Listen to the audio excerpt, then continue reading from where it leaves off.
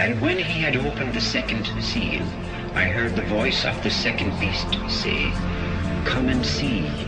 And I looked, and there came a fiery red horse, and power was given to him who sat thereon to take peace from the earth, and to make men slay one another.